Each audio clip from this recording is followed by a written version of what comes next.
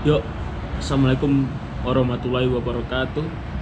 For people yang selalu dirahmati oleh Allah semua dan selalu dilindungi oleh Allah Subhanahu wa taala. Jadi apa kabar kalian semua? Ini aku bikin part 4. Ternyata banyak banget pertanyaan yang sangat aneh dan tidak mendidik, itu banyak banget. Tapi aku janji kalau rame aku bikin part 4. Oke, langsung aja pertanyaannya dah. Dan pertanyaan pertama, oke? Kak, gimana caranya pede seperti Kak Neba? Waduh. Aku mau banget kuliah di Turki, tapi aku orangnya gak pede sama orang. Apalagi nanti ketemu orang bule yang ganteng dan cantik. Aku makin gak pede. Apa solusinya dong, Kak? Oke, jadi buat apa kalian jadi diri orang lain gitu loh. Jadilah diri kalian sendiri gitu. Walaupun kalian pemalu atau enggak, itu memang naluri kita memang seperti itu. Kalau udah ada orang yang suka ngomong atau ada orang yang heboh, ada juga orang yang pendiam, itu udah naluri kita. Tapi untuk pede, kita harus tetap pede lah. Jadi kita harus percaya diri bahwa walaupun boleh ganteng atau cantik, itu ya wajar sih kita minder nih cantik atau ganteng gitu ya. Tapi kita harus percaya dengan diri kita sendiri gitu loh. Kita punya inner beauty yang tidak dimiliki oleh orang luar juga gitu loh. Jadi kenapa harus malu? Walaupun aku kadang juga malu ya kalau ketemu cewek cantik kayak Alexandra Daddario, ya malu. Tapi ya kita harus pede dong, karena kita di sini sebagai orang asing itu punya keunikan tersendiri gitu loh. Jadi bener-bener punya ciri khas agar kita, wah ini orang unik gitu loh. Ya ada orang anggap aku, bagi teman-teman Indonesia mungkin anggap aku kayak rusuh kampung, terus kayak simel. Tapi kalau di sini ya aku ngerasa Zayn Malik, ngerasa Peter Parker gitu. Jadi ngapain harus malu gitu teman-teman.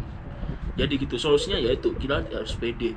Walaupun kita mungkin rasa kurang good looking, tapi kita minimal dengan cara yang lain. Misalkan kau merasa pintar, ya tunjukkan bakat kalian. Kau merasa kalian hebat dalam organisasi, tunjukkan bakat kalian. Jadi kalian harus berekspresi, bukan berereksi. Oke? Pertanyaan kedua ini, Bang, langsung nambah Bang gitu ya. Bang, kasih biaya kisaran untuk biaya hidup di Turki.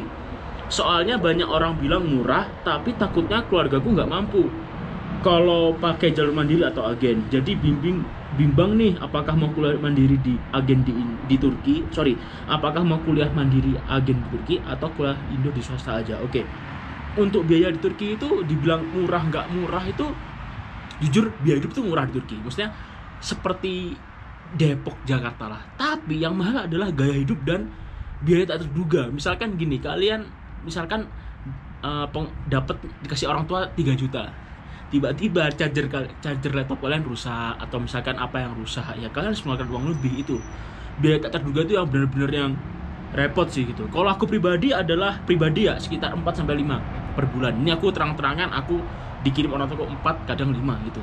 Kalau rezeki banyak ya bisa 5, kalau segitu ya 4, normal segitu. Tapi aku alhamdulillah hidup gitu loh.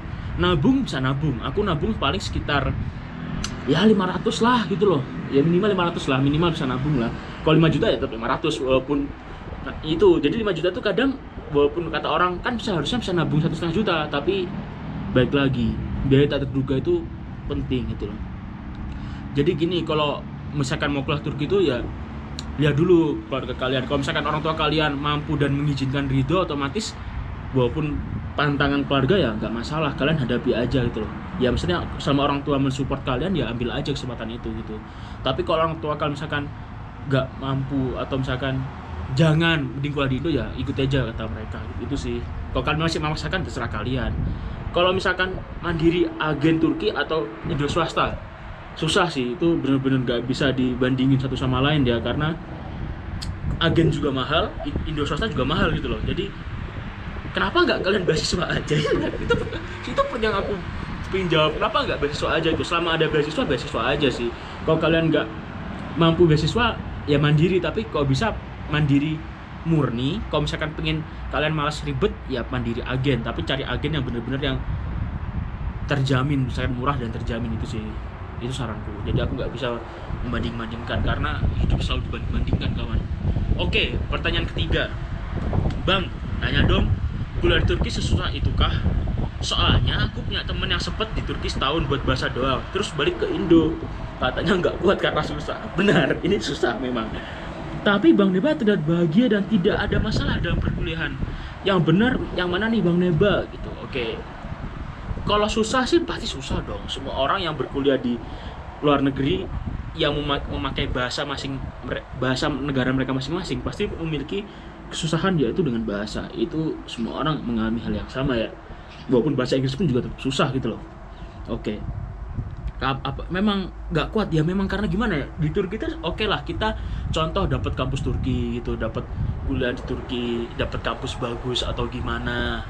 Tapi nanti di Turki itu seperti hukum alam gitu loh, kalian tiba-tiba, mohon maaf ya, mungkin keluarga kalian tidak mampu atau tiba-tiba ekonomi turun, otomatis kalian berpikir apakah kuliah di Turki atau enggak itu, atau bahkan kalian merasa kognitif kalian rendah, jadi kayak aduh susah lah Turki, atau aku mending balik Indo, ada kayak gitu. Jadi berbagai hal itu banyak itu loh. Jadi susah untuk dibilang Turki mudah atau enggak. Yang susah adalah bertahannya itu. Yang susah tuh sumpah bertahannya susah banget gitu loh. Jadi buat teman-teman yang sampai sekarang bertahan di Turki walaupun hidupnya pahit ya, aku salut banget sama teman-teman seperti itu, karena masih ada semangat gitu loh. Karena emang susah gitu loh. Aku pun juga susah gitu.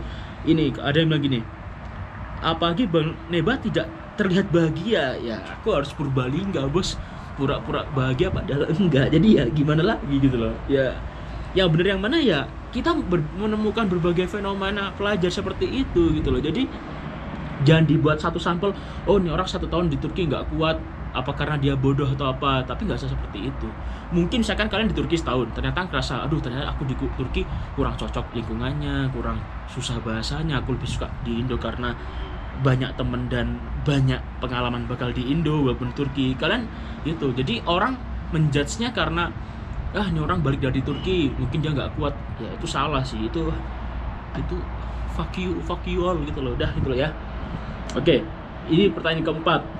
Ini singkat sekali pertanyaan kali ini karena pertanyaannya serius semua. Yang 3 sebelumnya tuh pertanyaan bodoh, tidak mendidik semua.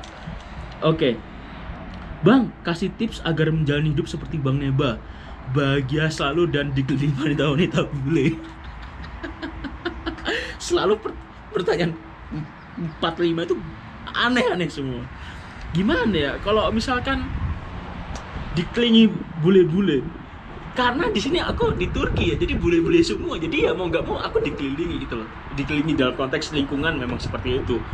Nah, tapi kalau misalkan untuk wanita-wanita bule deket, yang deket tuh cuma beberapa cewek doang sih, bukan yang semua orang aku deketin, enggak itu. Maksudnya dalam konteks teman kelas aja deket cuma nggak ada ya, paling basa-basi doang itu. Maksudnya deket karena formalitas, bukan karena deket karena aku ingin modus, enggak gitu loh. Karena berniatnya itu ya apa ya, kita berniat berteman gitu loh. Kalau misalkan kalian untuk pacaran terserah kalian. Kalau aku pribadi ya pengen cari pacar, tapi ya nggak pengen amat gitu. Kalau ada cewek yang deketin aku ya aku sikat, walaupun dia dari negara manapun sikat gitu. Jadi kalau misalkan tips seperti Bang Neba untuk dikelilingi wanita bule itu ya, aduh, kalau bahagia selalu sih berusaha untuk bahagia lah ya. Maksudnya pahit tapi ya gini loh. Ya karena hidup emang seperti ini, jadi ya udah gitu. Sering-sering tersenyum agar mengurangi beban hidup ya, itulah saranku sih. Kalau untuk wanita bule dikelilingi ya mohon maaf, aku bukan Zain Malik yang benar-benar dikelilingi, digandrungi oleh wanita-wanita cantik-cantik seperti Alexandra Daddario juga ataupun artis-artis lain, bukan. Jadi gitu ya. Jadi jangan seperti itu dong. Saya malu jadinya. Oke, terakhir. Bang, tanya dong, kira-kira misal kuliah di Turki, terus kota itu banyak pelajar Indonesia, apakah mereka senang dengan hadirnya kita dan apakah mereka bantu kita atau enggak? Oke, jujur sebagai aku pun misalkan ketemu orang Indo banyak di kota itu, aku jujur ya seneng-seneng aja sih, karena makin banyak saudara-saudaraku yang datang gitu loh. Jadi ya terlepas banyak Indo rame atau enggak, misalkan aduh enggak seperti kuliah di Turki karena kebanyakan orang Indo, itu pasti seperti itu ya. Cuma kalau misalkan setelah kita ada teman yang datang yang makin banyak, itu ya lama-kelamaan juga seperti itu. Hukum alam, mereka akan datang nanti akan pergi juga gitu loh. Apakah kalau kuat ya lanjut, kalau enggak ya pulang ke Indo atau mungkin pindah negara atau bahkan pindah kota kan gitu loh. Jadi kayak sebenarnya tuh yang masuk banyak, yang keluar juga banyak yang itu. Jadi memang hukum alam ya. Jadi bukan serta merta aku kayak nggak suka dengan hadirnya mereka gitu ya, aku seneng aja sih karena merasa lebih rame gitu loh.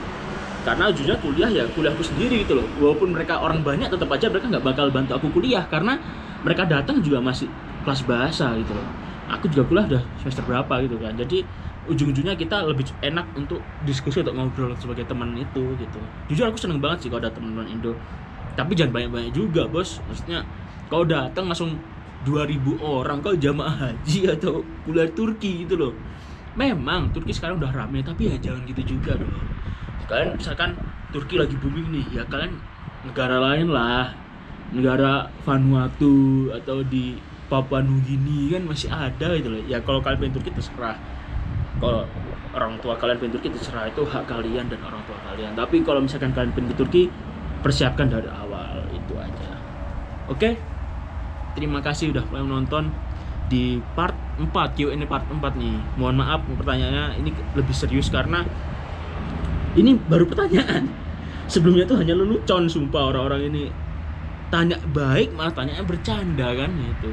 Dikira aku guyon hidup ini, ya enggak gitu loh. Oke? Kalau kalian suka like aja lah. Kalau dislike serah kalian lah. Kalau kalian penasaran tanya aja lah, ini apakah perlu dibikin part 6?